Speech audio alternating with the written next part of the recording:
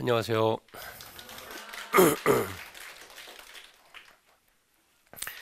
이제 우리가 앞전 주까지 해서 이론은 충분히 했죠. 이론은 충분히 했고요. 객관식 시험은 이론 공부 아무리 많이 한다 해도 못 풉니다. 그러니까 될 수 있으면 문제를 많이 풀어야 됩니다. 그래서 우리 같은 경우는 지금 아마 학원마다 이게 좀 내용들이 다르는데 우리는 문제가 좀 빨리 들어갑니다. 그러니까 문제가 빨리 들어가는 게 훨씬 더 유리합니다. 주관식은 내용을 정확히 알고 우리가 논술을 써야 되겠지만 객관식은 내용을 모르더라도 답 찾는 방법만 알면 되는 거예요. 그러려면 출제자가 문제를 어떻게 출제하는가 그 방법을 배우고 거기에 맞춰서 답 찾는 방법을 좀 배우면 됩니다. 옆에 보게 되면 이제 옷이 많이 가벼워졌죠. 우리 책도 이제 가벼운 걸로 합니다. 그러니까 기본서는 집에다 놓고 기본서 버리지 마시고 집에다 놓고 문제 풀다가 안 풀리면 기본서 보고 확인 좀 다시 해야 됩니다. 그리고 기본서는 합격 후에도 중개사무소로 가야 있어야 되니까 기본서는 절대 버리는 게 아닙니다. 자, 지금 이제 과정이 먼저 기출문제하고 핵심 이론 과정인데요. 먼저 이론을 먼저 하고 이론 먼저 하고 그리고 문제를 다루게 되는데 자, 강의는 이런 식으로 할 겁니다. 먼저 단원별로 이론 정리합니다. 단원별 이론 정리하는데 방금 봤듯이 이제 기본서 버리고 요약집을 활용을 해줘야 되고요. 요약집 활용해야 되는데 이게 속도가 좀 빠르게 나갈 겁니다.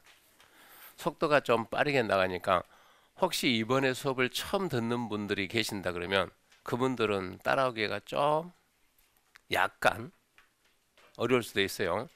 그럼 어떻게 해야 돼요? 그분들은 그 전 강의 한번 들어야 됩니다. 그러니까 나는 이번에 처음 시작한다. 처음 시작하고 올해 반드시 끝내야 된다. 합격해야 된다. 그런 분들은 늦게 시작한 만큼 본인이 좀 더 노력할 수밖에 없어요. 그래서 기본 이론 과정 반드시 듣고 우리 강의 계획이 항상 밖에 나와 있으니까 그 계획을 보고 진도가 어디까지 나가는가 기본 이론까지 먼저 듣고 와서 들어야지 그냥 들으면은 저는 분명히 한국 사람이고 한국말 하지만 이해될 수가 없는 과목이 되니까 미리 좀 듣고 오시고요. 그래서 먼저 빠르게 이론 정리하고 그리고 우리는 문제를 많이 풀어야 하니까 기출문제 풀이를 해야 되는데 이 문제를 보면 느끼겠지만 출제되는 내용이 계속 나와요. 출제되는 파트가 계속 나오고 출제되는 지문이 계속 나오거든요. 그러니까 그런 부분을 습득해야 되고 두 번째 우리 문제를 보게 되면 실제 시험장 가게 되면 이 기출 문제에서 이미 나왔던 부분에서 보통 한 우리가 10문제니까 75% 정도가 나오고 새로운 부분에서 25% 정도 나오거든요. 처음 나오는 부분. 그럼 처음 나올 걸 대비해서 우리가 준비합니까? 안 합니까? 안 해요. 우리는 성적순도 아니고 그냥 평균 60은 합격하니까 그거 안 합니다. 그거 안 맞히더라도 합격만 하면 됩니다.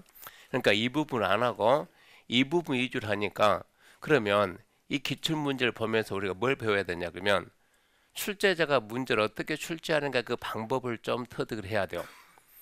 하여튼 몰라도 답은 찾아야 돼요. 그러면 출제자가 어떻게 문제 출제하는가 이 방법을 좀 분석을 하게 되면 설령 내용은 모르더라도 답 찾는 방법을 배우게 돼요. 이 사람은 이런 식으로 문제를 낸다라는 거 알고 거기에 맞춰 대응하면 몰라도 정답은 찾습니다. 그래서 이번 과정에서 이거를 좀 해야 되고요. 그리고 물론 이제 기출 문제가 끝나면 그 다음에 이제 예상 문제 하겠죠. 예상 문제보다도 기출 문제가 100배는 좋아요. 기출 문제 보면 느끼겠지만 오류가 없습니다. 이럴 수도 있고 저럴 수도 있고 그런 지문은 아예 안 나와요. 이의신청 들어가니까. 그래서 기출 문제를 갖다 많이 보라는 얘기고 그래서 우리가 문제집 가지고 강의를 하는데 문제집에는 가능한 낙서를 하면 안 돼요. 나는 가진 게 돈밖에 없으니까 2권 살 거야. 그런 부분은 낙서도 괜찮고 그게 아니다. 한 권에 끝내겠다. 그런 분들은 낙서하지 마시고 최소한 3번 정도는 봐보세요. 한번 보고 2, 3주 뒤에 또 보고 문제가 계속 새로워요. 네, 낙서되어 있으면 자기가 정답을 모른다 하더라도 낙서되어 있으면 그 문제는 이미 죽었어요. 그리고 문제 풀도 안 풀린다고 쓱 눈 밑으로 가서 정답 보지 말고 안 되면 찍기라도 해. 정답 보면 안 됩니다. 먼저 보니까 새로운 분들이 분명히 있을 것 같아가지고 부동산 공법이 뭔가만 간단히 얘기합니다. 부동산 공법은 간단하게 부동산에 대해서 규제를 가합니다. 규제.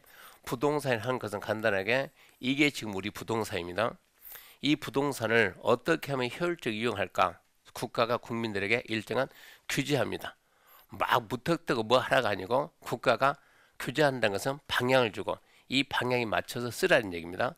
그래서 전 국토를 효율적으로 이용하고 쉽게 말해서 잘 쓰고 모든 국민이 더불어서 다 함께 잘 살자. 그래서 만든 법이 부동산 공법이요. 우리 시험에는 크게 6개 법이 나오는데 첫 번째 법이 국토의 계획 및 이용에 관한 법률. 너무 길기 때문에 이렇게 줄여가지고 우리가 국계법 합니다. 국계법. 국토 이용에 있어서 방향을 제시하는 법이고 문제는 12문제 나오는데 우리는 목표가 8문제는 맞춰야 됩니다. 그래서 우리나라 국토를 어떻게 이용하는가 여기에 대해서 방향을 잡는 법이니까 이제 부동산 공부하는 분들은 제일 먼저 해야 될 게 국토계획법을 해야 됩니다. 공법이 아니고 부동산 공부할 때는 제일 먼저 해야 될 게 땅이 뭔가부터 배워야 되니까 국토계획법 공부를 해줘야 되고 두 번째 그런 상태에서 이 국토 어딘가에 뭘 만들어야 돼요? 신도시 만듭니다. 신도시 만드는 절차를 정하는 게 도시개발법입니다. 6문제 나오고 목표는 3문제, 4문제 맞춰야 되고요. 세 번째는 두 번째가 신도시 만들면 세 번째는 기존의 구도시 재정비해야 돼요. 재개발, 재건축하는 법. 6문제 나오는 목표는 2문제, 4문제. 그래서 이 2개가 비슷하니까 여기서 목표를 6문제 잡아줘야 되고 건축법은 우리나라 건축물 건축에 관한 법 7문제 나옵니다. 목표가 2개에서 5개. 쉽게 나오면 5문제 맞춰요. 근데 까탈스러우면 2개밖에 못 맞춰요. 좀 폭이 좀 심합니다. 얘는 등답 폭이 심해요. 주택법이 뭡니까? 주택법은 주로 아파트입니다. 아파트를 건설하고 아파트를 분양하는 과정. 그게 지금 주택법인데 7문제 나오고 이게 공부하기 좀 쉬워요. 4문제 다두면 됩니다. 그래서 2개 법에서 몇 개를 맞춰야 돼? 그러면 7문제를 맞춰야 되고 그러니까 2개 더해서 반, 2개 더해서 반. 농지법은 농지를 누가 소유할까요? 어떻게 보존할까요? 그런 내용들인데 2문제 나오고 1문제 맞추면 됩니다. 이렇게 다 하게 되면 8문제, 6문제, 14개, 7개, 21 그러면 22문제다 그러면 나머지 거 이 22문제는 충분히 우리가 알고 풀 수 있거든요. 나머지 거 그냥 마킹 안 해도 합격하는 데 지장 없습니다. 뭐가 있어요? 우리는 뒤에 뭐가 있다?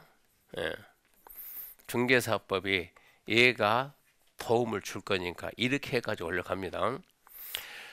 그래서 하다 안 되면 일단 우리는 22문제를 맞출 수가 있는데 하다 안 되면 몇 개를 맞춰야 돼요? 16문제를 맞춰야 되고 꽈라기도 면해야 그래야 중개사법 도움 받아가지고 공법이 자력으로 60 넘어간다? 결코 쉽지 않아요.